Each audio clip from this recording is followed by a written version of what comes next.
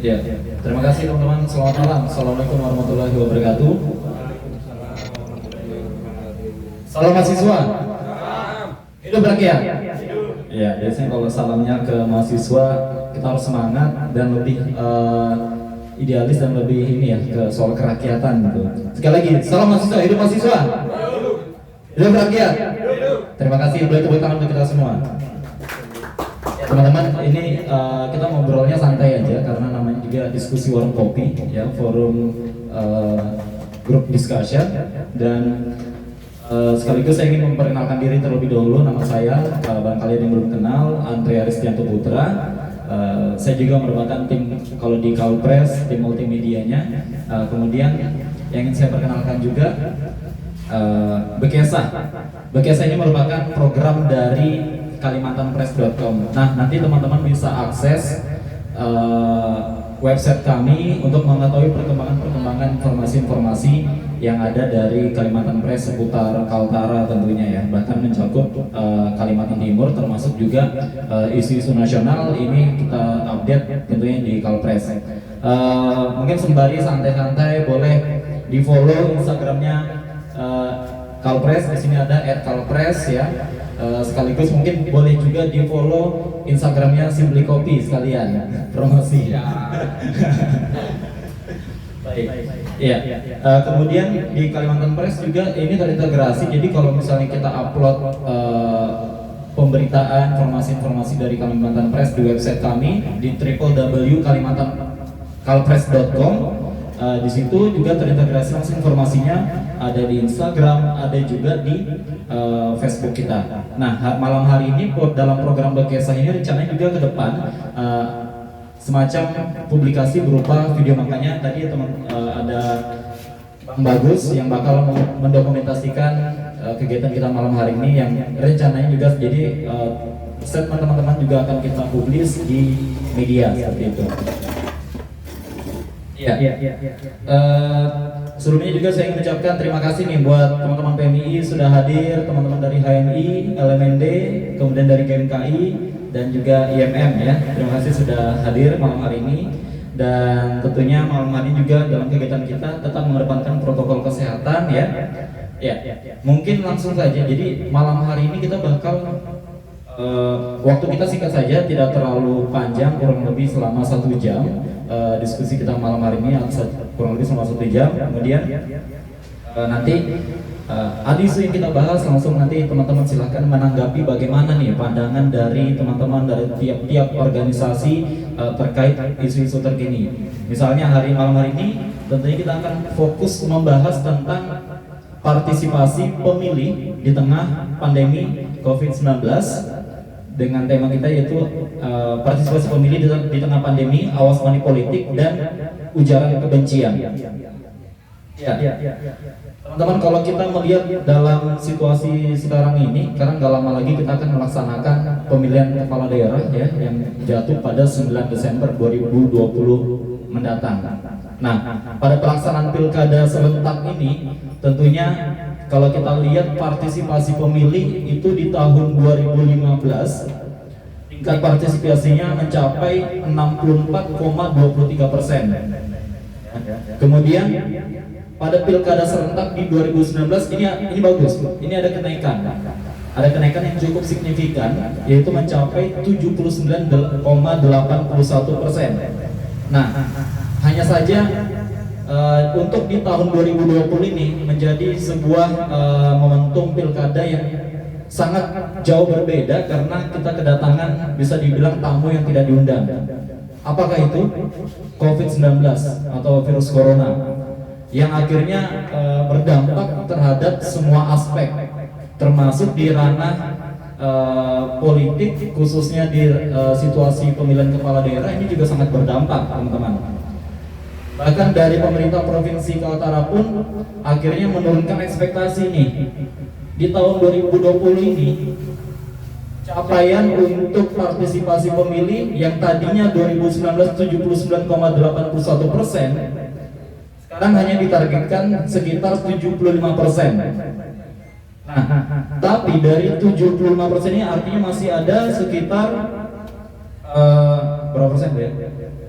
25% lagi yang belum ya, kalau kita berbicara angka 100%. Apalagi ditambah dengan situasi COVID-19 yang saat ini merebak di Indonesia, bahkan dunia, mengguncangkan dunia. Nah, kalau kita berbicara pilkada, ini berkaitan dengan kepentingan pejabat kah, kepentingan kelompok-kelompok politik tertentu kah, atau kita ingin mengedepankan kepentingan rakyat. Kenapa saya bilang begini? Karena kalau kita berbicara kepentingan rakyat, makanya kemarin sempat dilematis, apakah pilkada tetap lanjut atau diundur hingga vaksin ditemukan. Nah, ini menjadi persoalan sampai hari ini, gitu kan? Karena kalau kita berbicara kepentingan rakyat, oke, pilkada diselenggarakan. Tapi bagaimana dengan masyarakat? Kalau kita berbicara Indonesia, sudah jutaan masyarakat yang terinfeksi oleh virus corona, seperti itu. Nah, ini nanti bagaimana sikap kita dan bagaimana kita melihat persoalan ini dari kacamata kita sebagai organisasi pelopor, sebagai organisasi kepemudaan dalam turut mendukung atau seperti apa nantinya, nanti kita akan kaji mendalam ya malam hari ini.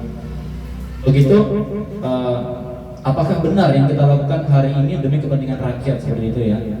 Sebenarnya ketika vaksin telah ditemukan, kemudian sudah diberikan ke rakyat, mungkin akan sah-sah saja, akan baik-baik saja ketika kita tetap melaksanakan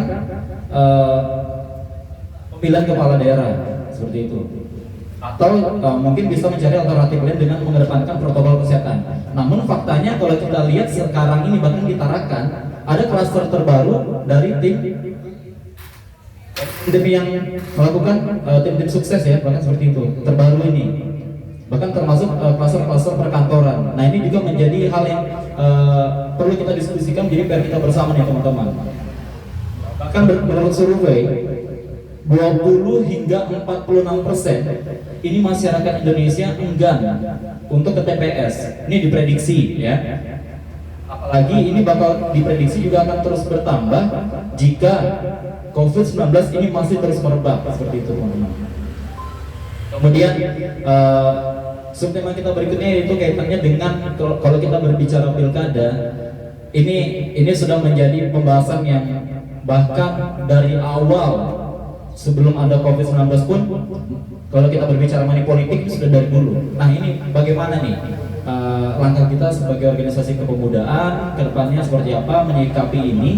Karena kalau ada yang bilang, aku dikasih duit nih sama tim-tim paslon-paslon, rezeki katanya.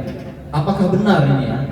Jadi antara nilai-nilai, apakah ini memang benar berkah, apakah ini memang benar-benar rezeki, atau justru ini membunuh nilai-nilai demokrasi, ya kan? Seperti itu. Artinya suara kita mudah sekali untuk dibeli, hanya mungkin ada yang dibayar 50.000, 100.000, ya 500.000 dan sebagainya, seperti itu. Gampang banget ya, sementara dampaknya ini kurang lebih selama 5 tahun ke depan selama pemerintahan tersebut menjabat, seperti itu. Nah, ini juga menjadi PR kita bersama teman-teman. Begitu. Mungkin kita akan langsung bagaimana mengetahui tanggapan dari teman-teman ya. Pertama, ketika kita membahas terkait partisipasi pemilih. Nah, ini bagaimana nih peranan organisasi sebagai pelopor, sebagai organisasi kepemudaan dalam meningkatkan partisipasi pemilih. Kalau yang sempat saya sampaikan tadi, bahwasannya bahkan ada kemungkinan dari 20-40% bahkan terus bertambah ketika COVID-19 ini terus merajalela. Mungkin saya akan langsung ke teman-teman dari HMI terlebih dahulu. Silakan untuk menanggapi terkait situasi ini. Bang Icam. Terima kasih bro dari IMM malah diantar. Ya, silakan, siapa nih, Nasar atau Nasar? Silakan Bung Nasar. Bismillahirrahmanirrahim. Assalamualaikum warahmatullahi wabarakatuh. Saya ucapkan terima kasih banyak kepada teman-teman dari Kalimantan Press karena telah menyediakan ruang diskusi bagi teman-teman Cipayung Plus dengan tema yang bagi kami bukan hal baru, karena di luar dari ruang-ruang yang semi formal seperti ini, bahkan ruang-ruang non formal kami selalu diskusikan. Yang pertama bicara tentang partisipasi pemilih. Ya terkait partisipasi pemilih, kami juga menganggap bahwasanya COVID atau yang selalu teman-teman katakan corona itu juga akan menjadi penghambat orang datang ke TPS. Ya makanya kemudian ketika ada klaster baru yang dikatakan tadi Bang Andre, klaster baru di Kota Tarakan atau lonjakan kasus yang katanya hampir dikatakan gelombang kedua di Kota Tarakan, teman-teman sempat mendiskusikan apakah akan ada PSBB di Kota Tarakan. Sampai kalau bercandaan ini sekedar bercandaan ya, tidak ingin menyudutkan salah satu pihak, sampai muncul di bercandaan di lingkungan kami ya tidak mungkin akan ada PSBB sampai selesai masa kampanye atau sampai selesai masa tahapan pemilu. Nah itu bercandaan di tempat-tempat kami, di lingkungan kami. Kami juga berharap itu hanya memang sekedar bercandaan, jangan sampai itu realitas yang terjadi. Karena kalaupun memang itu realitas terjadi, artinya akan ada kepentingan orang banyak yang ditindis oleh kepentingan satu. Ya kepentingan kesehatan masyarakat akan ditindis, akan diabaikan dengan dihadapkan kepentingan orang yang berkuasa. Ya makanya ketika berkaitan dengan partisipasi pemilih, penting juga bagi kami organisasi kemahasiswaan karena kita negara demokrasi, lagi-lagi negara demokrasi. Semakin banyak orang memilih itu semakin baik, semakin banyak partisipasi pemilih semakin baik. Kita belum bicara tentang tipe-tipe pemilih, apakah dia tipe pemilih yang tradisional ataupun rasional, tapi kita hanya berbicara tentang bagaimana kemudian partisipasi pemilih di masyarakat Kalimantan Utara dalam menghadapi pemilihan gubernur itu meningkat. Ya ini juga menjadi PR kita bersama. Yang pertama, sama-sama kita berkomitmen untuk percaya bahwasanya ya kalau ditanya secara pribadi, saya percaya COVID, tapi saya tidak percaya apakah itu berbahaya itu. Tapi kalau ditanya tentang percaya, saya percaya. Nah makanya kemudian berbicara tentang pemilihan yang akan dihelat 12 hari lagi begitu Bang ya, 12 hari di 9 Desember. Saya rasa partisipasi pemilih sampai dengan hari ini juga masih digaungkan oleh semua elemen, tidak hanya di penyelenggara. Saya rasa tim ses juga akan menggaungkan itu, karena yang ketika partisipasi pemilih kurang, yang dirugikan itu sebenarnya juga tim ses. Dan saya rasa bukan hanya mereka yang dirugikan, kita juga dirugikan. Karena jangan sampai orang yang memilih itu hanya orang-orang itu aja. Orang yang sadar yang mana yang benar, yang mana yang baik itu malah tidak akan ikut memilih karena takut terjangkit virus COVID. Nah, makanya menjadi PR kita bersama tanpa mengenyampingkan masalah COVID itu untuk datang, untuk berpartisipasi pada tanggal 9 Desember untuk kemudian menentukan siapa yang layak menjadi pemimpin Kalimantan Utara, siapa yang layak menjadi komandan, menjadi nahkoda di perahu kita yang usianya baru menginjak 7 tahun lebih, untuk membawa kapal kita ke pelabuhan-pelabuhan yang lebih baik. Kira-kira begitu singkat dari saya. Iya. Mungkin Mas Andri sekalian menanggapi. Kalau sejauh ini dari internal HMI bagaimana nih? Hal-hal apa saja yang sudah dilakukan HMI dalam turut mengajak masyarakat? Kalau tadi dikatakan Nasr kan, kalau yang peduli, oke, itu aman ya. Tapi kalau misalnya yang acu ini bagaimana nih dari HMI sendiri untuk mengajak agar masyarakat mau memilih seperti itu? Ya, oke. Bismillah, assalamualaikum warahmatullahi wabarakatuh. Langsung menanggapi yang disampaikan oleh Bang Andre gitu. Jadi di diri HMI untuk sampai saat ini kita ada tim relawan begitu, relawan demokrasi yang di kita memberikan kader-kader HMI untuk masuk di relawan demokrasi di KPU begitu ya. Jadi kami sampaikan ke para kader-kader ini, mungkin teman-teman harus bisa memperhatikan kondisi saat ini begitu, entah itu kondisi COVID-19. Jadi teman-teman juga dalam menjaga protokol kesehatan untuk menyampaikan bahwa kepada masyarakat COVID-19 ini memang sangat berbahaya. Tapi kita harus tetap menjalankan partisipasi pemilu itu sendiri begitu. Jadi ada sekitar 25 tuh 30, hampir 30 kader HMI yang masuk di relawan demokrasi di KPU gitu. Jadi selalu kita sampaikan ke mereka, kita screening kembali mereka, kalian adalah, jadi begini, di HMI itu ada yang dikatakan independensi organisatoris. Jadi kami saat ini tidak, memang jelas kalau organisasi mahasiswa apalagi organisasi perjuangan, kita nggak main politik yang benar-benar organisasi itu dilibatkan dalam politik begitu. Jadi kita lebih main ke penyelenggara dan pengawas. Jadi kita sampaikan ke teman-teman, ke para kader, kalian harus melihat ketika ada ini, kita masuk sedikit ke isu SARA begitu dan money politik. Ketika ada misalnya salah satu pasangan calon, kalian dalam prosedur Bawaslu maupun KPU itu memang ada prosedurnya, tapi itu menjadi bahan informasi kami khususnya di Badan HMI atau di Himpunan Mahasiswa Islam untuk memilah mana sih benar-benar pasangan yang pas atau cocok untuk Kalimantan Utara sebagai nahkoda Kalimantan Utara. Ketika misalnya untuk saat ini saja dia sudah mengeluarkan pundi-pundi atau finansial sebanyak mungkin untuk memenangkan Kaltara, bagaimana tidak nanti pasti dia memikirkan bagaimana mengeksploitasi dan mengeksplorasi Kalimantan Utara untuk mengembalikan modal. Kita bicara politik begitu dan nasional juga begitu gitu. Jadi isu misalnya kenapa PBNU dan beberapa organisasi di nasional menolak untuk dilanjutkannya pilkada ini begitu? Karena memang mereka melihat dampak negatif dari akan membuat klaster baru di COVID-19 ini ketika pilkada tetap dilangsungkan begitu. Jadi tapi menurut saya pandangan saya ini permainan elit politik begitu. Jadi kerugian dari terselenggaranya atau dilanjutkannya pilkada ini kerugiannya lebih minim begitu. Maaf, lebih banyak daripada anggaran COVID-19 gitu. Jadi teman-teman coba berpikir COVID-19 berapa ratus triliun dan anggaran dari pilkada berapa triliun, ditambah para calon-calon itu sendiri se-Indonesia begitu. Lebih banyak, bahkan lebih banyak anggaran yang akan terbuang begitu ketika hal ini dibatalkan atau ditunda.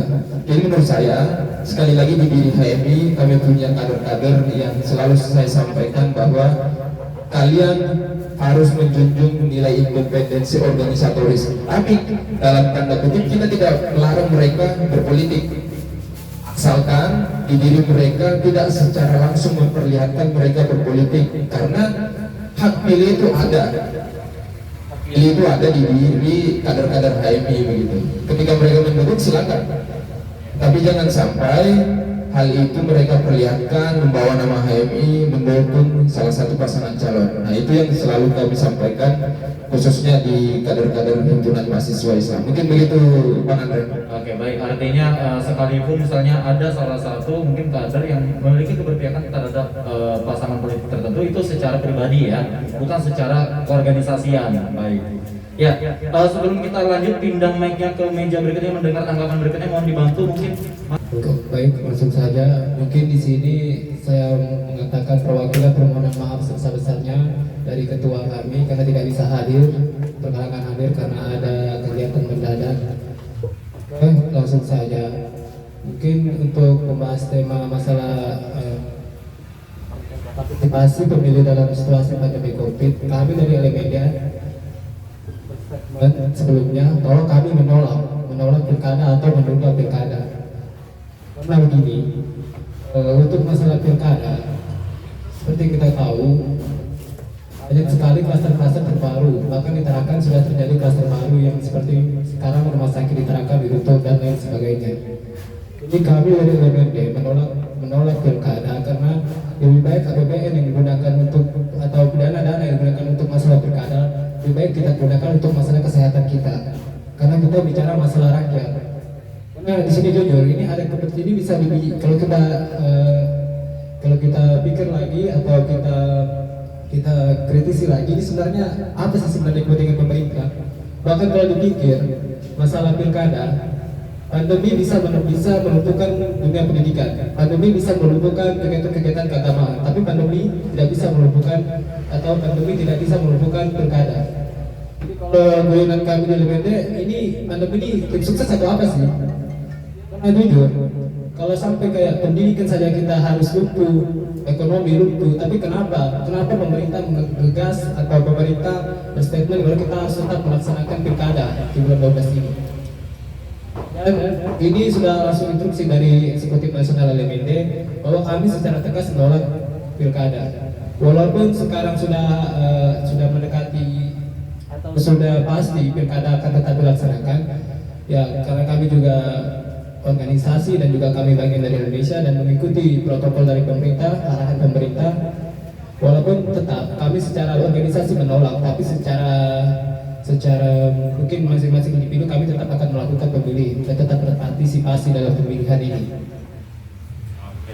Ya, Terima kasih. baik. Terima kasih dari elemen ini ada sedikit pandangan yang berbeda nih teman-teman dari elemen sendiri, bahkan dari HMI. Justru secara organisasi ini menolak ya, seperti itu.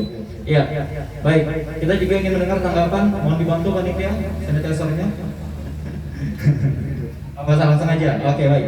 Kita ke GMKI, silakan teman-teman GMKI.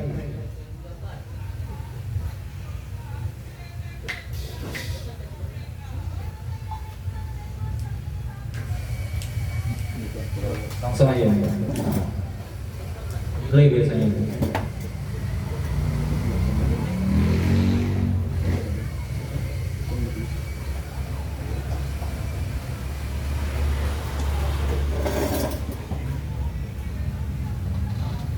Bisa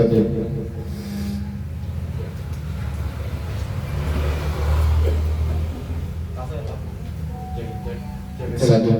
Oke, baik, sebelumnya saya terima kasih atas undangan yang kami untuk hadir pada forum grup diskusi pada malam hari ini. Tentunya juga salah satu langkah yang diambil juga kita untuk menyikapi bagaimana pelaksanaan pilkada di tengah pandemi. Tentunya teman-teman bahwa terima kasih atas semua pelaksana yang telah mempersiapkan segala sesuatunya untuk melaksanakan pilkada ini. Kita apresiasi kebijakan yang diberikan pemerintah.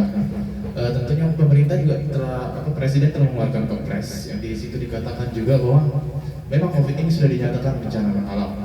Cuman sebelumnya juga kita masih dilema permasalahan mengenai angkanya di lockdown ya, sebelum awal 2020 kemarin. Apakah Indonesia yang lockdown? Dari beberapa fraksi mungkin atau oposisi mengatakan kita harus lockdown atau mungkin hanya mencari sensasi atau seperti apa. Namun pemerintah kita, kami percaya bahwa pemerintah kita mengambil sikap langkah tegas. Oleh karena itu kita tidak melakukan lockdown kemarin, tetapi kita tetap melaksanakan aktivitas. Pertama, mengenai pertimbangan yang terjadi bahwa ekonomi kita diambang resesi yang sangat besar sekali kalau kita pikir ya. Tentunya Presiden dan pemerintah apakah menutup mata sehingga dengan bencana ini COVID-19 ini apakah kita semua berhenti melakukan aktivitas kita? Yang pertama. Namun pilkada ini setelah berlangsung sudah dipersiapkan dari jauh hari bahwa kita akan memberhentikan atau kita tidak yakin dengan kebijakan pemerintah. Itu mungkin diskresi dari pejabat-pejabat yang ada mungkin tentunya pasti berbeda di DPR. Namun terjadinya diskursus yang dialami di publik, pertama ada yang pesimis melakukan ini melakukan pilkada di tengah pandemi. Cuma ada juga yang optimis. Pertama, memang ada banyak kasus-kasus khususnya di Kota Tarakan yang bermunculan. Tetapi pertanyaan saya, apakah kita akan PSBB? Sudah sempat singgung bahwa kalau PSBB ini bagaimana? Apakah ada dampak yang terjadi saat pelaksanaan pilkada jika melakukan PSBB? Tentunya kalau dari kami, sikap kami, tentunya apapun yang pemerintah lakukan sejauh itu tidak jauh dari apa yang ditetapkan dari pemerintah pusat, tetap kita kawal, ya. Bukan hanya kita mendiamkan diri, bahwa kami sudah melakukan beberapa langkah-langkah sebelumnya mulai media sosial, karena ada dua yang kami coba lihat mungkin dari pandangan media sosial, karena terkait dengan tema kita juga pada malam hari ini mengenai isu SARA dan lain-lain. Karena banyaknya masyarakat ini tergaung atau melihat secara langsung melalui dunia maya, itu yang pertama. Jadi apakah dengan media sosial saat ini sudah bebas atau terkontrol dari pemerintah? Tentu saya katakan itu tidak. Nah dari itu juga kami juga mengambil sikap melalui media lah salah satu cara untuk mengawal demokrasi kita. Itu pertama. Kedua, di masyarakat apakah berbeda atau sama dengan yang terjadi di media sosial? Tentu berbeda. Jadi langkah-langkah yang kami ambil juga ada beberapa hal. Jadi bukan hanya menggaungkan diri di media sosial, kita harus melakukan seperti itu. Memang kita masyarakat Indonesia ini salah satu penggiat media sosial, salah satunya juga terbanyak di dunia. Namun dengan itu, karena belum ada ketentuan yang jelas untuk mengatur bagaimanakah bermedia sosial yang baik, tentu ini juga akan berpengaruh dengan pilkada ini kan, karena kita digaungin dengan isu-isu sara, politik dan lain sebagainya yang akan menghancurkan indeks demokrasi kita. Itu kita kawal terus. Jadi mungkin kalau untuk berkaitan dengan pilkada ini menyikapinya, kami tetap, karena ini sudah berlangsung ya, nggak mungkin kita berhentikan, ya kan? Tetapi kami mengambil posisi sikap untuk mengawal sampai pilkada ini selesai teman-teman. Walaupun kita juga berterima kasih atas para medis, para mereka yang telah berjuang untuk menyelesaikan, untuk memulihkan negara ini dengan baik. Kita apresiasi semua yang dilakukan. Dan tentunya kita juga akan ikut mengawal semua yang dilakukan pemerintah. Oke, itu saja. Baik, Mas siapa dari GMKI? Pangeran. Siapa? Pangeran. Oh, Pangeran ya. Ya, artinya di sini teman-teman bisa kita lihat pertimbangannya dari Pangeran secara organisasi GMKI juga ini melihat terkait pertimbangan resesi dan untuk mengawal ini dari GMKI sendiri melakukan propaganda mengajak untuk meningkatkan partisipasi pemilu seperti itu ya. Ya, baik kita ke IMM, silakan langsung menanggapi IMM dari Ikatan Mahasiswa Muhammadiyah ya. Silakan. Cek, bismillah. Assalamualaikum warahmatullahi wabarakatuh. Terima kasih kepada Kaltara Press yang telah memfasilitasi kegiatan ini. Tanggapan kami dari Ikatan Mahasiswa Muhammadiyah berkaca dari keputusan ayahanda kami dari pimpinan pusat Muhammadiyah bahwa pada awalnya Muhammadiyah dan organisasi-organisasi besar se-Indonesia itu menolak akan dilaksanakannya pilkada. Tetapi bentuk penolakannya itu sebenarnya sudah dalam berupa Muhammadiyah sendiri sudah menyurati presiden untuk tidak menyelenggarakan pemilihan. Tetapi juga keinginan Muhammadiyah itu sendiri juga tidak direspon oleh pemerintah. Tetapi bukan berarti kami tidak tinggal diam dalam pilkada ini. Muhammadiyah itu sendiri juga pastinya tetap menghormati keputusan apa yang ditetapkan oleh pemerintah. Begitu pula kami yang turunan di bawahnya yang juga anak kandung dari Muhammadiyah itu sendiri, Ikatan Mahasiswa Muhammadiyah itu yang bergerak di khususnya bidang kemahasiswaan. Kami tetap mengawal pesta demokrasi yang akan berjalan. Akan tetapi kami sendiri juga selain mengawal, kami juga terus mensosialisasikan apalagi kepada kader-kader kami sendiri untuk selain memenuhi protokol kesehatan juga menjaga diri akan isu-isu yang beredar. Jangan sampai kader-kader Muhammadiyah yang ada khususnya di Kaltara itu termakan oleh isu-isu yang beredar. Juga keinginan dari ayahanda kami di Kalimantan Utara, keinginan beliau itu sebenarnya sebagai cerminan bahwa Muhammadiyah Kaltara berkeinginan untuk menjadi gambaran kepada masyarakat di Kaltara bahwa Muhammadiyah itu bisa menjaga eksistensi dan bisa menjaga protokol kesehatan yang ada, bahkan bisa diterapkan untuk mensukseskan pilkada yang ada. Mungkin itu sih. Baik, dari siapa tadi? Iya, Mas Rian dari Ikatan Mahasiswa Muhammadiyah ini artinya IMM Muhammadiyah secara organisasi nasional pun sebenarnya sudah menyurati presiden untuk melakukan penundaan ya. Ini ada perbedaan dengan mungkin LMND melakukan penolakan seperti itu. Namun biar bagaimanapun juga tetap menghormati keputusan pemerintah pusat dalam mengawal pesta demokrasi ini seperti itu ya. Ya, baik. Terima kasih dari IMM sendiri dan kita langsung lanjut sambil santai aja bro semua dinikmati makanannya ya, kopinya. Kita ke PMI, Mas Sakti silakan langsung tanggapin nih terkait partisipasi pemilu. Oh, nggak nyampe. Yang ini Pak.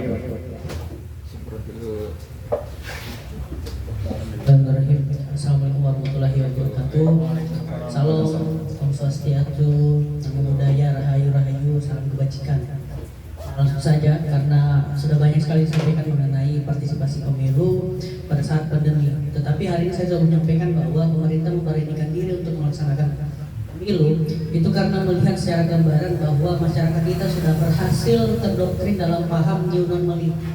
Artinya pola kehidupan normal yang baru, di mana kita sampai saat ini, sampai ke pelosok pun kita juga wajib menggunakan masker, kemudian selalu membawa hand sanitizer dan tetap menjaga jarak. Itu adalah menurut pemerintah bahwa doktrin ke masyarakat itulah sampai, sehingga memberanikan diri untuk melaksanakan pemilu serentak se-Indonesia begitu, dalam pemilihan pilkada. Jadi kalau kita mengambil kesimpulan, memang betul organisasi masyarakat terbesar NU dan Muhammadiyah dan beberapa organisasi masyarakat yang lain telah menolak adanya momen pilkada serentak Indonesia dengan melihat ketertimbangan adanya coronavirus disease. Tetapi kita tidak bisa pungkiri bahwa pemerintah kita hari ini itu mendapatkan apresiasi yang besar terhadap di pemerintah atau di Perserikatan Bangsa-Bangsa. Menteri kita, Menteri Kesehatan itu diundang ke sana untuk menyampaikan seperti apa pola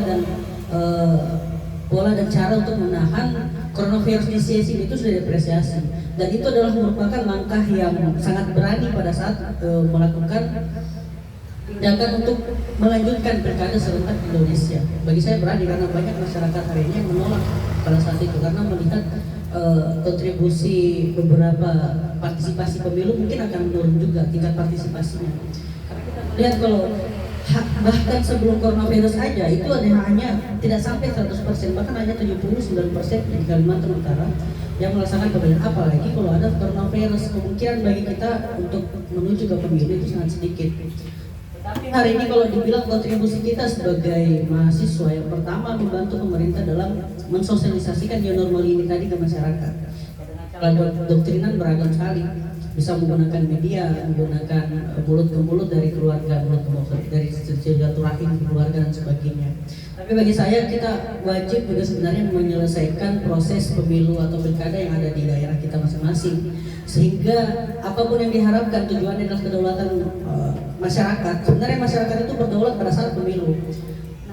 Berdaulatnya kita di momen pemilu inilah seperti apa konstelasi politik kita hari ini itu mampu membuat kita untuk memilih pasangan yang baik. Itu adalah untuk kita, makanya hari ini bagi kita khususnya organisasi mahasiswa itu harus selalu mengoptimalkan dan membantu pemerintah dalam menjalankan program-program new normal ini. Mungkin begitu saja dari saya. Cuman terakhir saya bilang bahwa demokrasi kita ini adalah demokrasi oligarki. Pasca runtuhnya rezim Soeharto itu menggunakan rezim demokrasi oligarki. Kenapa? Hanya kepentingan elit politik masyarakat kecil saja yang berkuasa yang bisa maju dalam kepentingan pilkada dan melanggar semua beberapa demokrasi kita. Kalau nanti kita coba akan bahas juga berapa persentase aktivis yang ada di parlemen, berapa persentase pengusaha di parlemen, dan berapa persentase beberapa orang politik yang hari ini berada di parlemen. Mungkin itu saja, terima kasih. Baik Mas Arti, ini kalau kita berbicara money politik tentunya dalam pilkada seperti ini kan bagi mungkin sebagian masyarakat dapat serangan fajar rezeki gitu kan, berkah lah ini tentunya. Tapi di satu sisi sebenarnya ini justru membunuh nilai-nilai demokrasi seperti itu. Nah, kalau dari arti ini ada nilai-nilai pragmatisme yang masih melekat di masyarakat seperti sebagian oleh sebagian masyarakat ya. Nah, kalau edukasi dari PMI sendiri ini bagaimana nih? Kalau dibahas mengenai money politik, saya teringat dengan pernyataan Profesor Jeffrey Willister, Universitas Western Amerika Serikat, mengatakan bahwa sistem demokrasi kita Indonesia ini sudah menggunakan sistem oligarki karena dia melihat pasca runtuhnya rezim Soeharto sampai sekarang, dia melihat dan menilai bahwa sistem demokrasi kita Indonesia itu sudah tidak menggunakan lagi sistem demokrasi yang real atau murni, tetapi menggunakan sistem demokrasi yang oligarki. Dia katakan demokrasi kita ini di Indonesia adalah demokrasi yang tanpa hukum, sehingga kita mudah ataupun sehingga orang kelompok elit kecil ini mudah menguasai kepentingan pemilihan pilkada ataupun pemilihan secara nasional ya, pemilihan presiden. Karena yang berkuasa itu hanya kelompok elit kecil saja. Makanya saya bilang tadi persentase kita di parlemen aktivis itu hanya sekitar 16%. 69%-nya itu terdiri dari pengusaha dan beberapanya itu adalah artis, kemudian hanya beberapa dari partai politik yang real untuk berjuang dalam perpolitikan. Jadi saya melihat bahwa memang apa yang dikatakan Prof. Jeffrey Willister itu memang betul, kita menggunakan politik demo-oligarki sekarang. Nah itu tidak bisa kita mungkiri lagi, banyak di masyarakat kita juga termakan dengan demokrasi yang melanggar inkonstitusional kita, sehingga hari ini tidak bisa kita pungkiri bahwa money politik pasti akan terus terjadi, kecuali misalnya kita sampai hari ini 5-10 tahun kita berani merubah secara perlahan dengan apa? Sistem pendidikan masyarakat, mendidik masyarakat dengan jangan sampai kita bermoney politik, kemudian jangan sampai hak-hak ataupun nilai demokrasi kita hilang di masyarakat. Dan itu sudah selalu digaungkan di organisasi masyarakat, organisasi mahasiswa juga selalu kita upayakan jangan sampai money politik ini akan terus terjadi, dan bukan beberapa belakangan kemarin sudah ada yang tertangkap, dan beberapa yang lain juga mungkin sudah pernah merasakan sebelum Pilgub ini juga ada juga pada saat itu. Tapi lagi-lagi itu kita, demokrasi kita itu adalah demokrasi yang tanpa hukum. Dijelaskan di dalam Undang-Undang Nomor 16 tahun 2000, Nomor 10 tahun 2016 bahwa apabila kita melanggar menggunakan money politik secara ringkas, maka denda penjara itu sekitar 72 bulan dan denda 1 miliar rupiah. Sehingga itu upaya kita mensosialisasikan terus berdasarkan dasar-dasar undangan itu. Jadi terima kasih. Oke, baik. Jadi artinya dari kami sendiri sudah terus mensosialisasikan juga ya, mengedukasi masyarakat juga agar untuk menghindari money politik sebenarnya seperti itu ya. Cuman memang kalau kita berbicara mengenai politik, sistemnya pun juga harus dirubah sebetulnya seperti itu. Ya baik.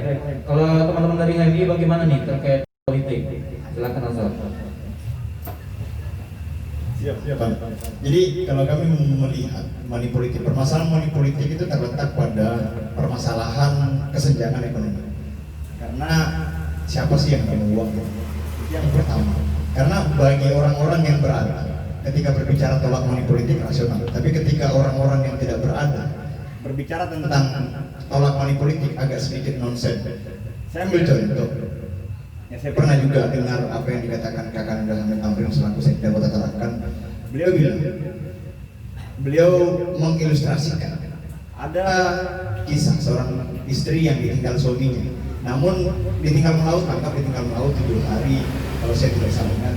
Ditinggal melaut 7 hari, kemudian sampai pada hari ke-6 atau hari ke-5 bahan pokok yang digunakan untuk makan ataupun uang yang akan digunakan untuk beli bahan pokok itu sudah tidak ada. Kemudian ada tim. Nah, ini yang mungkin yang saya maksud.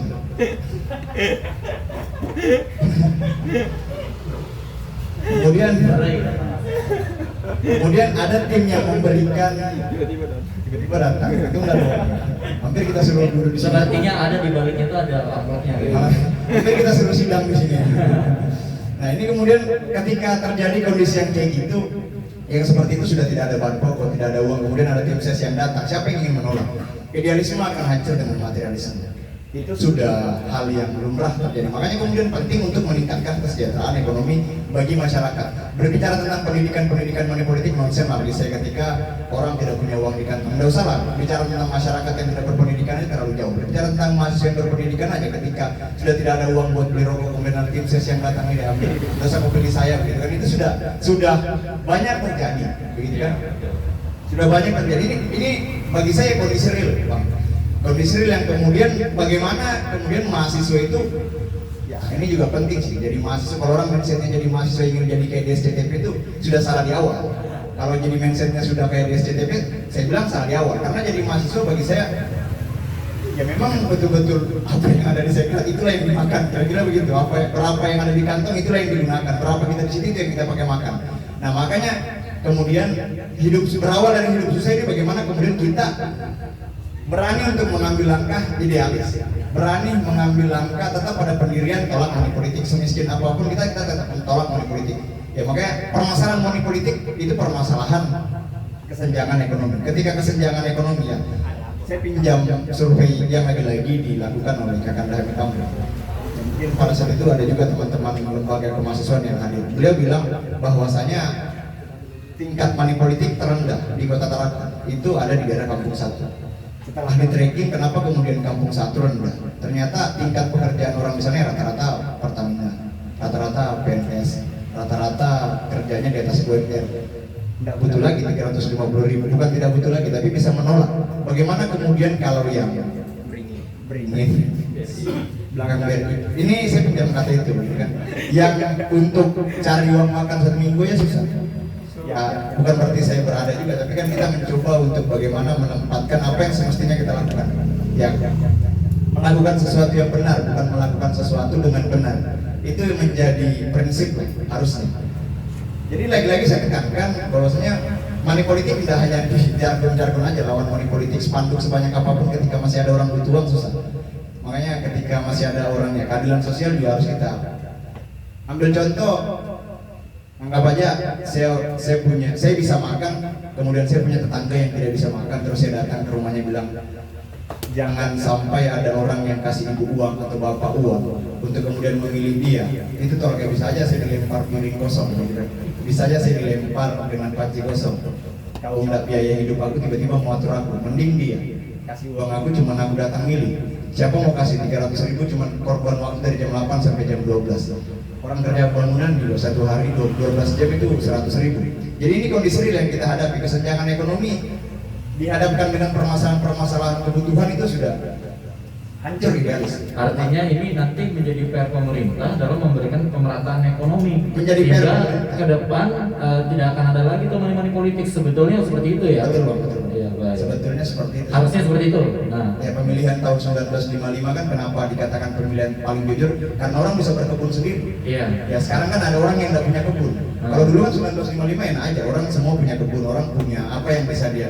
Nggak punya uang tapi masih bisa masak. Sekarang orang nggak punya uang, nggak ada juga yang bisa dimasak. Iya. Kira-kira begitu Bang. Oke, baik. Ya, terima kasih, Nasar. Terus siap. Ya, lanjut ke elemen B. Ini bagaimana nih terkait money politik nih? Tadi elemen B menolak. Apakah menolak juga money politik atau mendukung nih? Seperti apa? Silakan. Atau sebaliknya? Cek setelah. Ya, terima kasih. Idealisme untuk tidak dihadapkan uang. Saya kira pernyataan itu sangat tepat ya.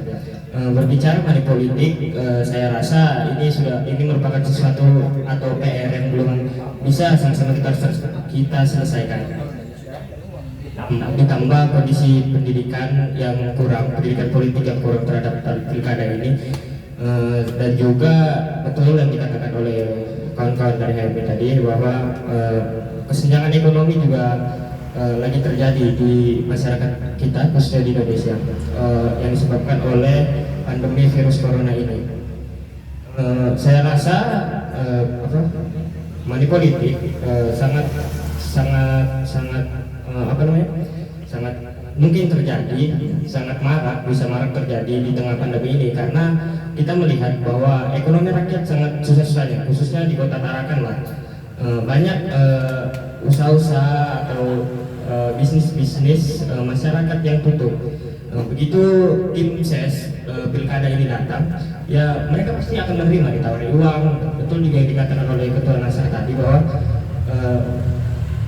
contohnya tadi masyarakat yang istri yang ditinggal oleh suaminya pergi ke laut, beberapa hari pasti uang belanjaan pasti akan habis, dan begitu tim ses datang pasti mereka akan sangat mudah menerima uang itu. Saya kira money politik masih sangat marak terjadi di Indonesia. Ya, baik. Ini memang cukup sulit ya, memang jadi harus akarnya dicabut sekalian biar benar-benar hilang seperti dalam sistem pemerintahan itu tadi. Baik, kita ke GMKI, silakan mungkin dari Pangeran atau teman-teman yang lain. Arun Sabtaki nih, silakan. Cek.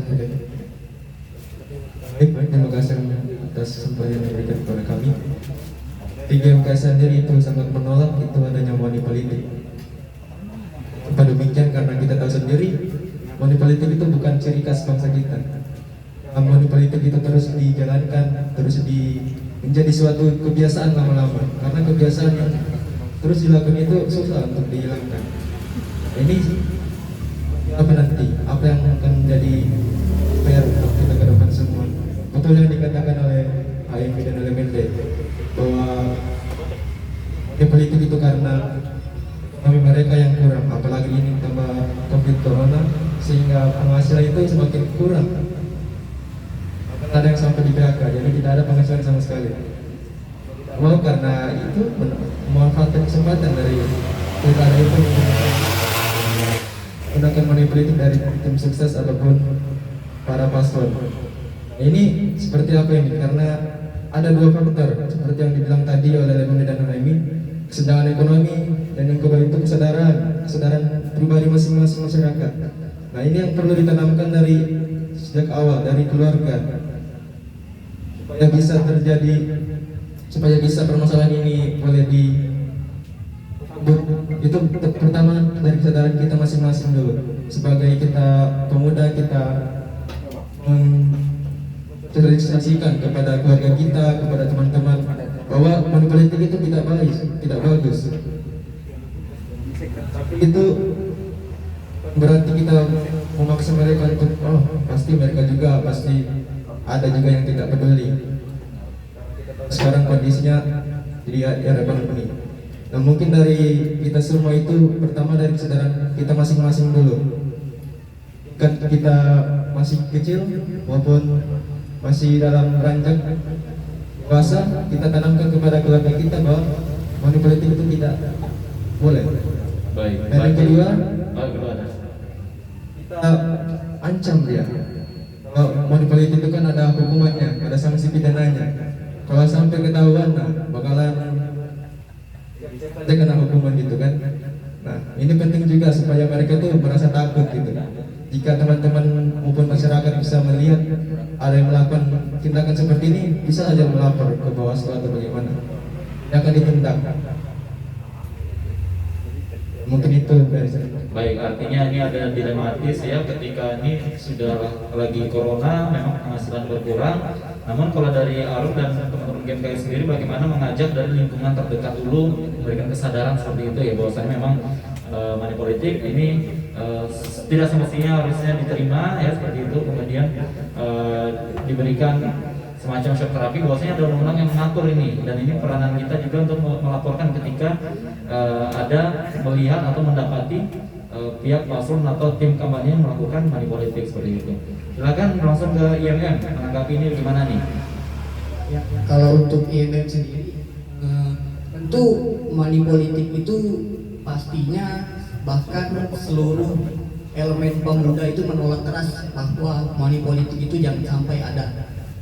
Tapi kita juga perlu melihat aspek dari aspek lain, seperti orang-orang yang berkebutuhan cukup bisa menolak money politik, tetapi apakah orang-orang yang kekurangan yang tidak memenuhi kebutuhan hidup sehari-harinya aja sudah untung-untungan, apakah bisa ikut menolak?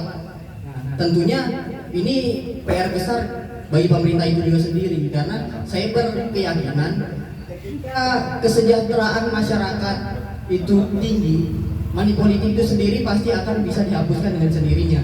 Selain juga kita sembari memberikan pemahaman-pemahaman bahwa money politik itu memang sangat tidak perlu diadakan dan jangan sampai terjadi. Saya berani mengatakan bahwa money politik ini adalah oknum-oknum yang menjajah negerinya sendiri, orang-orang yang ingin menjajah negara tanah airnya itu sendiri. Kenapa? Karena logikanya pasti ketika dia mengeluarkan uang setelah terpilih, pasti dia akan mencari keuntungan atau menutup pengeluaran yang sudah dia keluarkan, dan ini pasti berdampak pasti ke masyarakat Indonesia itu sendiri. Ya, baik Mas Rian. Ini kalau misalnya kita melihat ini dalam situasi kampanye atau mendekati momentum pemilihan kepala daerah, tentunya ini kan kalau kita lihat di sosial media juga sudah sempat kita singgung, ini gak luput dari kepentingan para buzzer-buzzer dari tiap pasangan calon ya, atau tim-tim pendukung yang fanatik akan paslon tertentu, ini sehingga terjadi saling serang dalam ranah informasi atau sosial media ya, yang bertujuan ini untuk menjatuhkan lawan politik, kalau menjatuhkan elektabilitas paslon lain seperti itu. Nah, ini bagaimana nih dari teman-teman di IMM sendiri mengkantor isu-isu yang berkembang yang ke arah sara, kemudian hoax, bahkan hate speech atau ujaran kebencian yang berkembang agar tidak terjadi perpecahan, ini seperti apa nih dari IMM? Untuk IMM sendiri kalau melihat kondisi yang ada, tentunya sara dan ujaran kebencian itu tidak lumrah dari isu politik yang beredar, apalagi menjelang pemilihan. Dan itu memang mudah terjadi, apalagi memang masyarakat kita ini di Indonesia sendiri ada multikultur, berbagai ragam. isu-isu yang seperti itu memang perlu ditangkal, karena kita sendiri dari awal sudah menyepakati bahwa Indonesia ini adalah Bhinneka Tunggal Ika, dan kita perlu mengangkat kembali tentang kebinekaan itu sendiri, bahwa Indonesia ini adalah satu, bukan satu-satu. Satu tapi benar. Ya baik. Terima kasih Rian dari MM. Kalau dari PMI sendiri nih, bagaimana nih menanggapi, menyikapi terkait beredarnya informasi seperti hoax, hate speech yang tujuannya ini menjatuhkan elektabilitas dari paslon lain, atau bahkan mungkin paslon baik-baik saja di atas, tapi akhirnya kita yang di bawah terjadi perpecahan ini karena saling serang di antara kedua kubu atau bahkan kubu-kubu lain. Silakan. Jadi sistem perpolitikan kita, sistem kampanye itu terlihat, dan juga politik kritis ya, itu terlihat dari seberapa tingginya tingkat pendidikan di masyarakat kita. Kalau tingkat pendidikan kita di antara rata-rata masyarakat kita, pasti ujaran kebencian, kemudian cara mengkampanyekan paslon itu bagi saya sangat ekstrem juga, karena dia menggunakan kata-kata yang kasar, kemudian mencoba memaknai penyampaian dengan cara menyinggung pasangan calon misalnya, kemudian menini. Jadi keputusan ataupun hak keberpihakan dan juga cara menyampaikan politik itu tergantung dari tingkat pendidikan kita. Dan hari ini di Kalimantan Utara tingkat pendidikan kita di SMA, SMP, SD itu masih sangat banyak. Bagi saya kalau kita berbicara mengenai teori pengetahuan itu ada 3, empiris, rasional, dan intuitif. Kalau kita melihat secara empiris bahwa masyarakat kita memang masih butuh perkembangan pendidikan yang lebih baik lagi, sehingga ujaran kebencian itu tidak dapat dipungkiri, pasti akan terjadi. Karena secara kita melihat secara keseluruhan bahwa masyarakat kita dengan tingkat pendidikan yang rendah itu pasti akan selalu memancarkan ujaran-ujaran kebencian. Nah, langkah-langkah kita adalah silakan, kalau memang dalam hal ini ketersinggungan di pihak lain ataupun peran kita sebagai mahasiswa untuk mencegah seperti hal seperti itu, bagi saya adalah kita harus menggunakan diri kita pribadi sebagai mahasiswa berperan sebagai cooling system, pendingin suasana, sehingga apapun yang terjadi penyampaian ujaran kebencian di media sosial, kita mahasiswa peran kita jangan sampai kita mengikuti. Misalnya kita disebut salah satu paslon ya, bagaimana secara kita sebagai kaum intelektual itu untuk menjadi cooling system, pendingin dalam suasana ujaran kebencian yang ada di sini. Nah, itu secara empiris kita melihat. Kemudian secara rasional bahwa pendidikan kita hari ini insya Allah 5-10 tahun ke depan itu akan lebih baik lagi, dan politik kita, pola kampanye kita insya Allah akan lebih baik lagi kalau kita menggunakan rasional untuk kita berpikir bahwa tingkat pendidikan kita semakin tahun 5-10 tahun itu akan membaik. Nah, kemudian yang terakhir itu dari hati gitu. Nah, kalau kita melihat dari hati bahwa pola kampanye kita hari ini, kita harus melihat bagaimana visi misi dari masing-masing calon apakah baik atau tidak, sehingga 5-10 tahun penilaian kita nanti akan seperti itu. Nah, untuk sekarang itu pola kampanye yang ada di media sosial masih seperti itu memang. Tapi peran kita sebagai mahasiswa ya kita menjadi cooling system, bagaimana kita mendinginkan suasana, jangan sampai selain ujaran kebencian kemudian isu sara yang terjadi di Kota Tarakan itu sangat bagi saya sangat rentan sekali ya, karena melihat beberapa biodata, biografi masing-masing pasangan calon hari ini, kemungkinan itu konflik horizontal pasti ada. Tetapi bagi kita sebagai mahasiswa itu lagi-lagi harus berperan sebagai pendingin di antara ruang-ruang lingkup atau ruang-ruang diskusi orang tua kita. Kita harus berada dan berperan seperti itu, jangan sampai demokrasi kita itu menggunakan isu-isu sara lagi gitu. Apalagi hari ini konflik horizontal itu sangat atau mungkin pasti akan terjadi, tapi bagi kita tugas kita adalah itu menjadi penengah gitu. Ya, artinya kita pun sebagai mahasiswa hati-hati terprovokasi ya, jangan sampai justru malah kita ikut-ikutan nih memerangi salah satu kubu-kubu tertentu. Tapi kita harus sebagai cooling system atau pendingin ya, seperti itu. Ini seperti ini ya, AC gitu ya. Ya, Terakhir mungkin dari Sakti ada closing statement kan terkait apa yang kita bahas hari ini, itu terkait partisipasi pemilih, kemudian yaitu isu sara dan money politik. Silakan mungkin closing statement seperti apa? Ya, mungkin untuk penutup pernyataan saya bahwa kita selalu mengutamakan yang namanya pluralisme. Artinya pluralisme ini adalah semua keragaman budaya kita itu menjadi satu, dan kita selalu dalam sikap kedewasaan dan kebijakan dalam pemilihan-pemilihan yang akan terjadi pada saat ini juga dan pada saat kedepannya. Dan juga terakhir, kita sebagai Cipayung Plus itu tetap menjadi peran dan kontrol kita selalu ada. Kita harus menjadi pendingin di antara masyarakat kita. Jangan sampai walaupun misalnya saya hari ini dukung ini, Anda dukung ini, tetapi kita juga jangan sampai berkampanye selalu menggunakan pola-pola yang melanggar konstitusional kita, konstitusi undang-undang kita, jangan sampai ya. Jadi saya sarankan bahwa ya itu, kita harus menjadi cooling system dan selalu memberikan kontribusi yang besar kepada masyarakat dalam pembangunan Kalimantan Utara ke depannya. Gitu.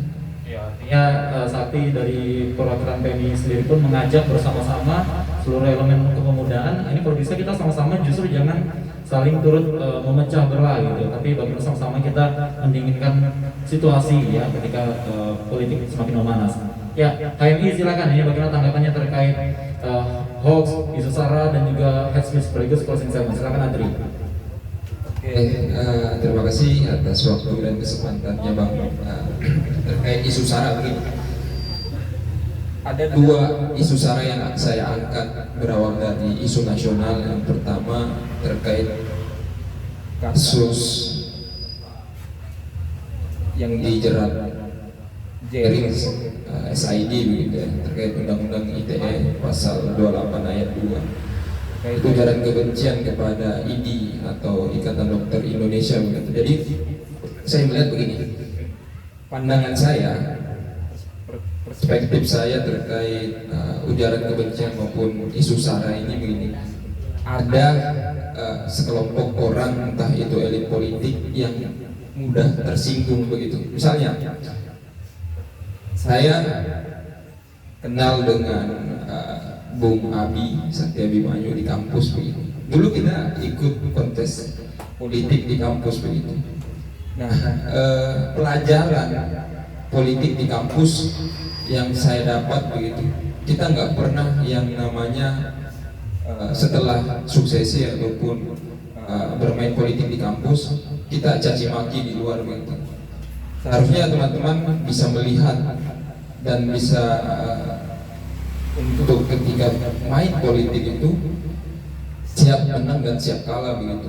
Nah, ketika teman-teman cuma siap menang tidak siap kalah, kritik-kritik yang masuk itu menjadi stimulasi kita untuk mudah tersinggung begitu. Jadi yang saya lihat pada saat dipenjarakannya jaring SID, saya melihat ada sekelompok orang yang mudah sekali tersinggung. Sebenarnya cuma ada dua gitu, rezim dan oposisi di kancah nasional kan. Jadi saya bukan di posisi rezim, saya juga bukan di posisi oposisi begitu. Tapi saya melihat sebagai mahasiswa, ini sebagai mahasiswa, kontrol sosial kita main di situ. Ya walaupun entah 2024 kita mau maju atau enggak, itu urusan nanti begitu kan. Tapi saya melihat rezim dan oposisi, rezim yang saat ini mudah sekali tersinggung dengan sulutan-sulutan atau tweet-tweetan di Twitter oleh oposisi, mudah sekali tersinggung, mudah sekali melaporkan apa-apa yang telah dikritik oleh oposisi. Dan oposisi juga, saya melihat untuk saat ini oposisi secara terbuka kepada masyarakat menampilkan bahwa semua yang dilakukan pemerintah itu salah begitu. Nah itu seharusnya kita bisa melihat yang mana yang benar, mana yang salah. Nah, pendidikan politik di situ harus kita benar-benar dalami dan pahami pendidikan politik di situ. Nah, terkait isu sara di Kota Tarakan, saya bagaimana menyampaikannya? Saya tahu buzzer-buzzer yang ada di 1, 2, dan 3 begitu. Saya tahu main-mainannya mereka dan saya melihat mainan itu gitu. Nah, tapi saya sampaikan dengan orang-orang yang di situ, yang penting HMI tetap akan melihat yang mana yang benar-benar ujaran kebencian dan mana yang benar-benar fitnah begitu. Jadi secara terbuka saya sampaikan di sini, untuk 3 pasangan calon ini semuanya alumni HMI ikut andil begitu. Jadi saya melihat ada banyak pelajaran yang akan kami ambil begitu. Jadi terkait ujaran kebencian kami akan selalu mengkoreksi begitu, bahwa ini yang benar, bahwa ini yang salah, dan itu kami sampaikan ke kader dan masyarakat, khususnya di Kalimantan Utara dengan penyampaian di media sosial maupun secara mulut ke mulut atau mulut ke mulut begitu. Mungkin itu dari saya terkait ujaran kebencian. Jadi sekali lagi kita pernah dengan 4 organisasi di sini, bahkan 5 organisasi ataupun 6 di kampus, kita suksesi pemilihan ketua BEM ataupun pemilihan ketua himpunan di kampus. Kita main politik di situ, tapi kita harus siap kalah maupun menang. Mungkin seperti itu. Iya. Apakah ini ada kemiripan juga nih pesan-pesannya kepada penyelenggara pemilu ataupun paslon-paslon yang ada di 3 ini, atau ketika 2-nya kalah, ini bagaimana nih pesan-pesannya nih ya? Mampu kalau go atau bagaimana? Terus kalau dari HMI sendiri nih terakhir lagi, kalau kita lihat memang kan banyak nih senior-senior dari HMI sendiri yang berada di ketiga kubunya. Nah, lantas gimana nih sikap politik dari HMI? Seperti apa? Gini Bang, bukan cuma 3 penyelenggara dan bawa ya benar. pengawas juga di situ. Termasuk di sana, iya. Jadi posisi HMI itu ada di tengah-tengah. Di lingkaran itu posisi HMI ada di tengah-tengah. Jadi senior-senior juga menyampaikan, kalian harus menjaga independensi organisatoris kalian. Kalian boleh memilih, sekali lagi yang saya sampaikan di awal, kalian boleh memilih, tapi kalian tidak boleh ikut mengkampanyekan. Silakan, hak politik kalian, hak kemerdekaan kalian untuk memilih begitu. Jadi mungkin statement akhir bisa disampaikan oleh ketum. Jadi saya sebagai Kabid Partisipasi Pembangunan Daerah melihat hal itu gitu. 3 pasangan calon semuanya senior-senior HMI itu ada di situ gitu. Kami sering diskusi dengan mereka, tapi kami tahu batasan gitu. Batasan antara tim sukses maupun calon-calon tersebut dengan diri HMI.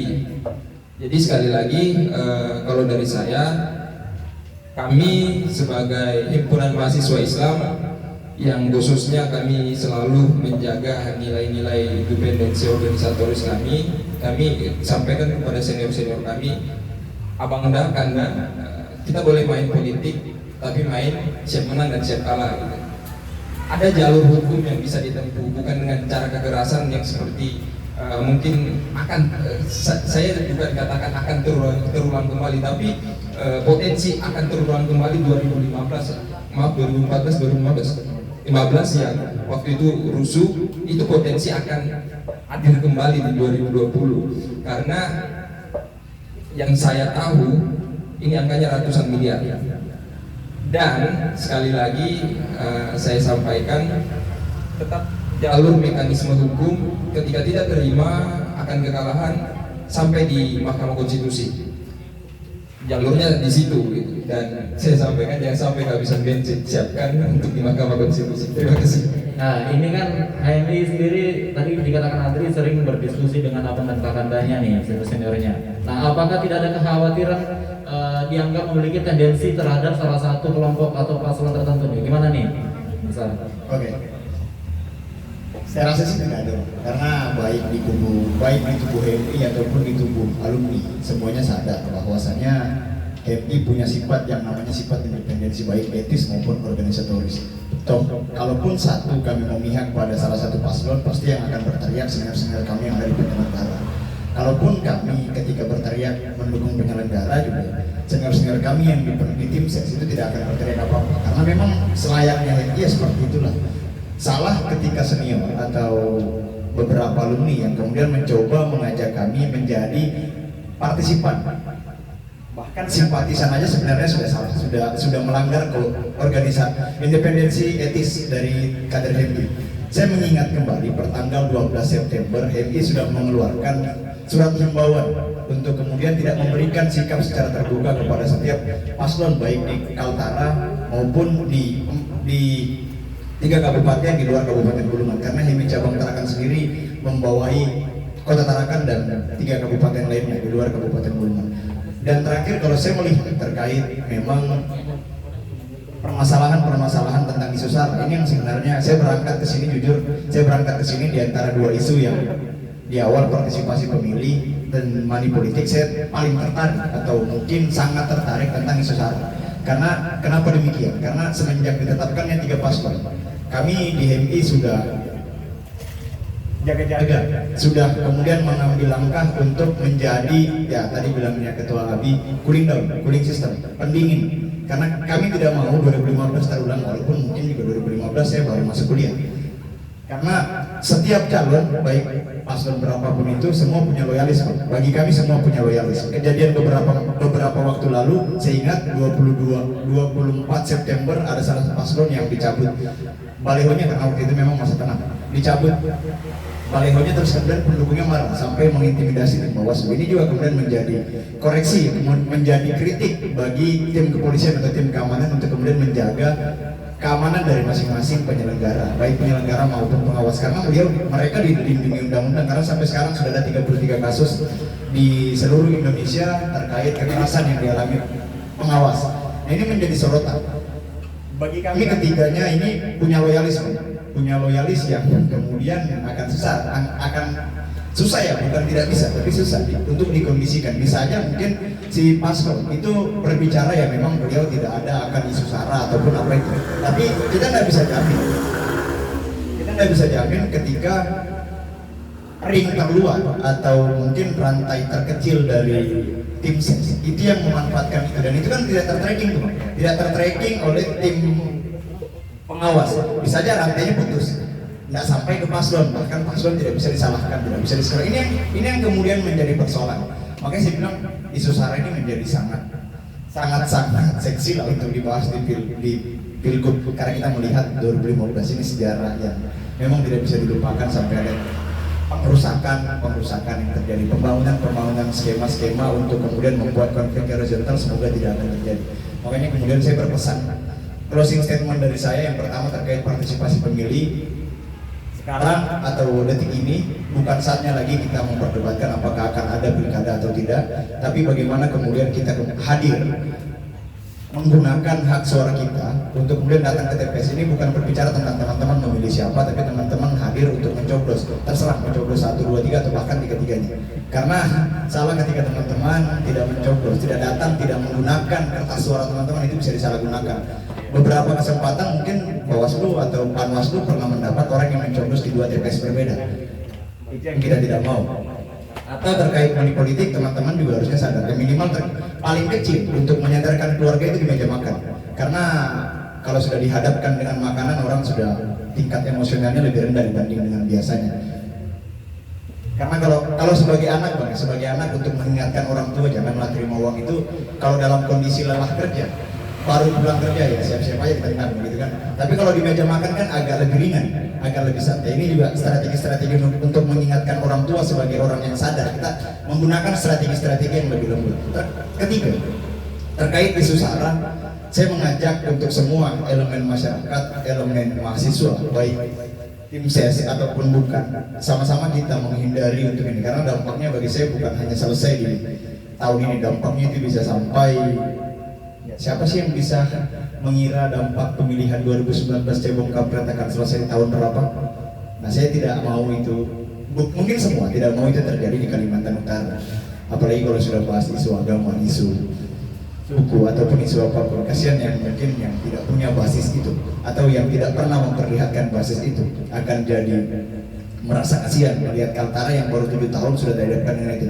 Makanya kemudian statement terakhir kami dari HMI tetap berkomitmen, yang pertama untuk independen, tidak mengambil sikap dimanapun, tidak mengambil posisi dimanapun dari semua paslon, tapi kami mendukung terselenggaranya pemilu yang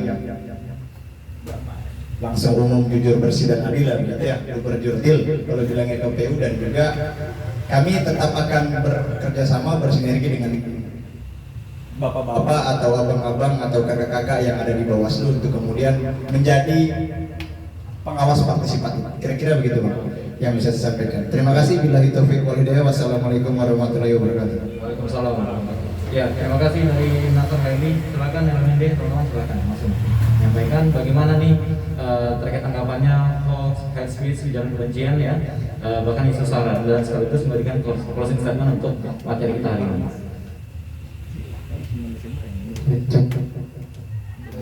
Terima kasih atas kesempatannya. Mungkin dari kami secara organisasi LMND, kami tetap menolak tapi secara hak individual seorang kader dia bebas memilih, dia bebas ikut berpartisipasi paling tidak untuk mencoblos karena itu haknya. Tapi secara organisasi memang kita punya statement untuk menolak pilkada. Dan untuk masalah isu-isu SARA dan lain sebagainya, ketika momentum politik terjadi, pasti isu-isu ini akan selalu terangkat seolah-olah ini adalah hal tabu, ini hal wajar. Jadi menurut kami, yang namanya politik kita sudah tahu ada kepentingan dari tim sukses, ada kepentingan dari tim sukses untuk merebut suatu sistem atau bisa dibilang ingin memimpin dengan caranya masing-masing. Tapi dari kami, kalau bisa ya, jangan menggunakan ujaran-ujaran kebencian. Karena jujur, kita ini Indonesia negara pluralisme, masing-masing suku, masing-masing budaya, seperti yang dikatakan dari kawan-kawan YMM. Cuma yang ingin kami tegaskan, masalah-masalah seperti ini perlu juga ya kesadaran politik dari rakyat-rakyat kecil. Karena kalau bicara masalah politik kita ini jujur sudah jauh ketinggalan dari politik di Eropa.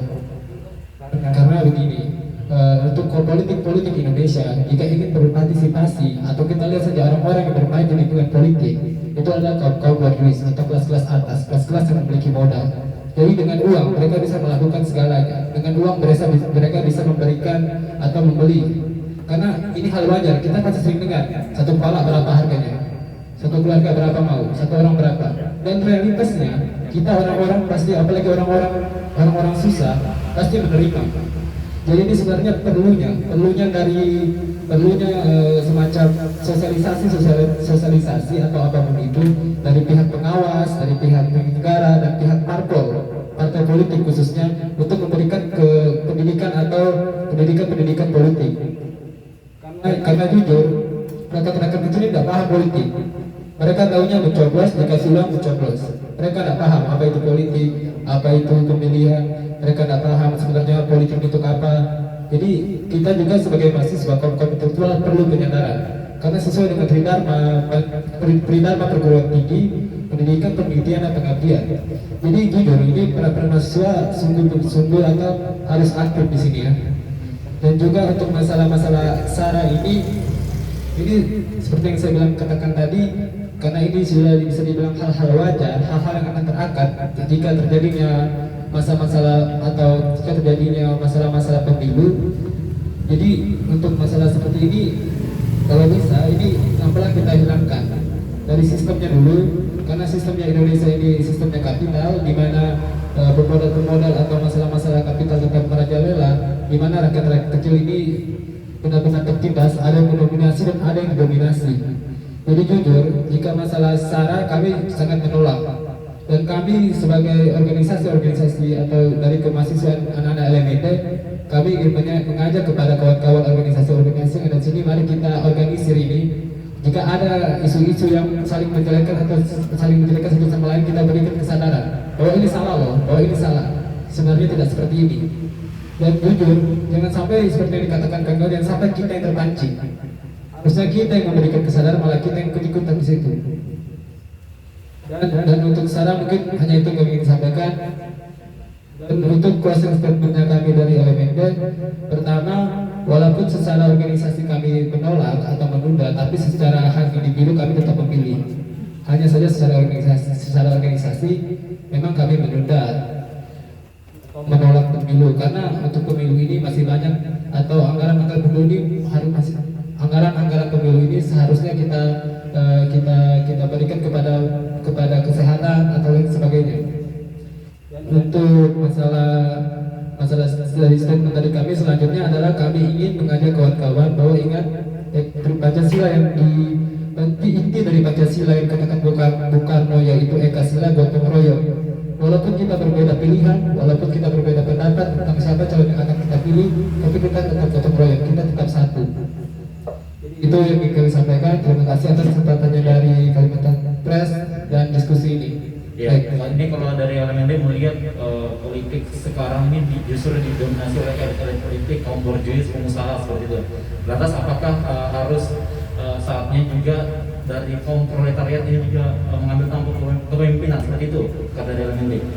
Oke, baik. Ya. Untuk sebenarnya masalah kaum proletariat ini sebenarnya yang harus dilakukan oleh kaum proletariat adalah kesadaran politik terlebih dahulu. Karena jujur kaum proletariat atau kaum kelas menengah ke bawah ini tidak sadar apa itu politik. Karena sistemnya Indonesia ini sistemnya kesenjangan ekonominya betul tinggi, di mana hanya kelas-kelas atas yang bisa berdominasi politik dan kita hanya ikut sebagai pemilih atau peserta, tapi tidak ikut sebagai tidak ikut berpartisipasi atau turut andil sebagai misalnya jadi DPR dan lain sebagainya. Jadi dari kami untuk kaum proletariat ini sebenarnya harus sadar dulu apa itu politik, apa yang harus diperjuangkan. Karena jujur untuk masalah-masalah kaum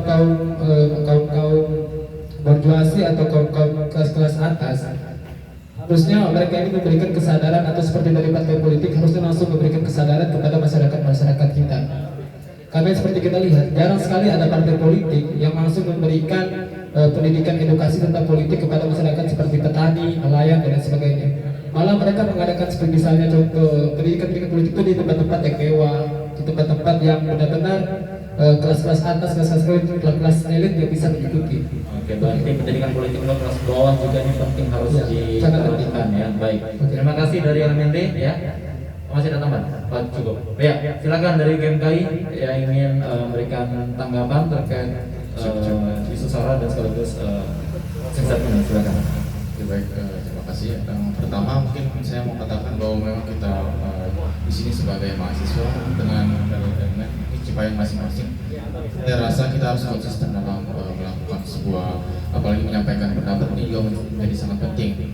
Bahwa dikatakan bahwa dalam pemilihan ini kita harus memilih salah satu, bukan memilih salah dua, ya kan gitu. Apakah kita harus menjadi golongan putih? Tentu tidak, ya kan.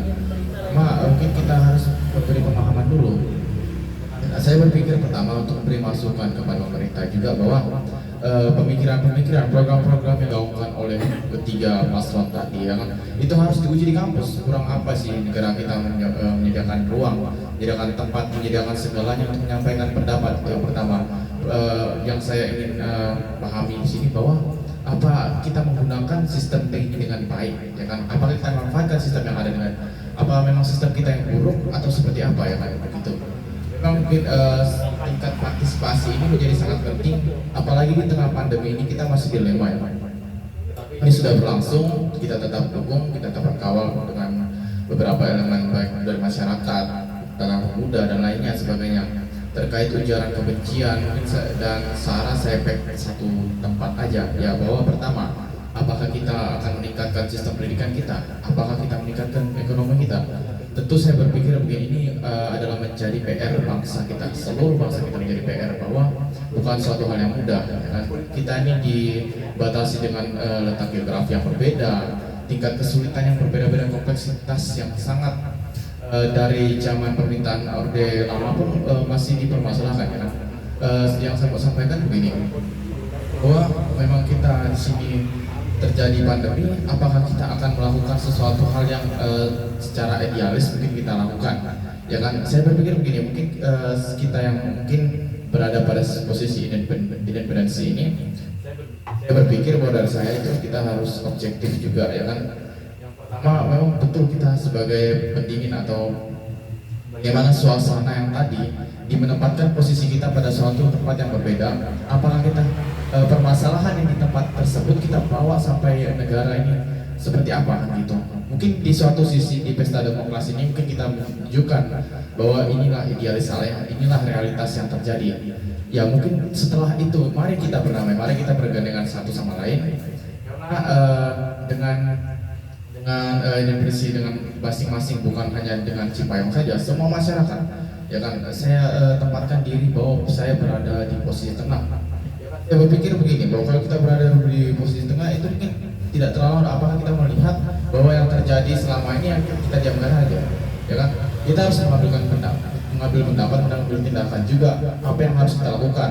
Jika terjadi sesuatu ujaran kebencian, jika terjadi SARA, apakah kita akan jadi penonton, ya kan? Seperti saya katakan tadi, media sosial ini menjadi sorotan utama yang langsung melakukan suatu hal yang untuk merubah bahwa masyarakat Indonesia ini dilema masalah pendidikan dan sektor ekonomi. Saya rasa itu sudah bukan dari zaman sekarang, ya. Udah dari dulu di digaungkan oleh pemerintah. Tetapi saya katakan di sini, teman-teman, mari kita lakukan suatu hal yang baik menjelang pesta demokrasi kita di Kalimantan Utara ini. Saya rasa teman-teman semua mungkin punya rasa, punya sesuatu bahwa kita ingin melakukan demokrasi ini dengan sehat, dengan baik. Ya tentu kita harus melakukan tindakan-tindakan yang konkret. Jangan bukan berarti kita hanya menyampaikan sesuatu hal di dalam forum-forum seperti ini. Sangat baik sekali ini bisa disampaikan mungkin ke tataran pemerintah, bahwa bukan hanya beberapa tendensius ke beberapa elemen saja, tapi ke seluruh elemen ini, termasuk kita mahasiswa juga, ya kan. Mulailah dari diri kita sendiri dulu, baru kita akan melakukan perubahan-perubahan yang baik bagi bangsa kita. Baik, terima kasih. Terima kasih Bang Heran dari GMKI. Selanjutnya mungkin terakhir langsung closing statement dari IMM. Silakan Mas Rian. Ya, terakhir dari saya, untuk pesta demokrasi ini kan, kalau kita tidak perlu mempersoalkan apakah ini akan terlaksana atau tidak, karena di depan mata kita ini akan terlaksana, karena dalam beberapa hari akan terlaksana. Dan mari saya bersama teman-teman IMM lainnya mengajak, mari bersama-sama sukseskan pemilihan yang ada di Kaltara dan terus jaga dan patuhi protokol kesehatan yang ada, dan jangan sampai karena kepedulian kita untuk menyelenggarakan pilkada ini kita sendiri malahan membebani negara kita sebagai klaster terbaru untuk pilkada ini sendiri. Karena saya sempat bertanya kepada panitia pemilihan, apa tanggapan panitia pemilihan ketika klaster baru ini terjadi setelah pemilihan yang ada, dan sampai sekarang saya belum menemukan jawaban yang pasti. Berarti saya mengajak, selain kita mensukseskan juga, mari kita patuhi protokol yang ada agar kita tidak menjadi beban negara kita sendiri. Untuk tentang money politik ini saya juga sempat berdiskusi juga dengan ayahanda saya, karena beliau pernah mengatakan seperti ini, karena politik ini hanya bisa diikuti oleh orang-orang kapitalis, butuh modal besar. Kenapa tidak sistem perpolitikan yang di Indonesia ini kita ubah dengan kita memberikan sumbangsi dana kepada calon-calon yang ingin mencalonkan? Karena ketika orang-orang baik yang ingin mencalonkan tapi tidak memiliki dana, bagaimana orang-orang baik seperti itu ingin memajukan negara ini sedangkan tidak memiliki dana? Gitu. Jangan sampai hanya karena tidak memiliki dana kita dijajah oleh orang-orang yang berduit di negara kita sendiri. Dan terakhir, untuk ujaran kebencian dan sara, saya mengajak sekali lagi bahwa Pancasila kita ini sudah jelas dan Bhinneka Tunggal Ika kita juga sudah jelas.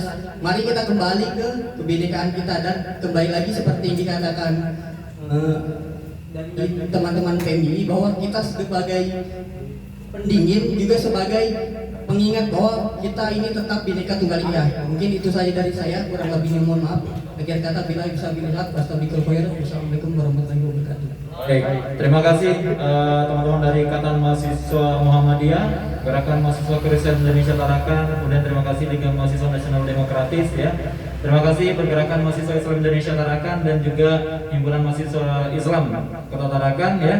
Ya, teman-teman, saya ucapkan semoga apa yang menjadi kita diskusi kita malam hari ini bisa bermanfaat, dan juga ini akan kita blow up. Tentunya ini bisa menjadi kesadaran dan kita bisa mengedukasi masyarakat apa yang menjadi pembahasan kita dalam partisipasi pemilih malam hari ini ya.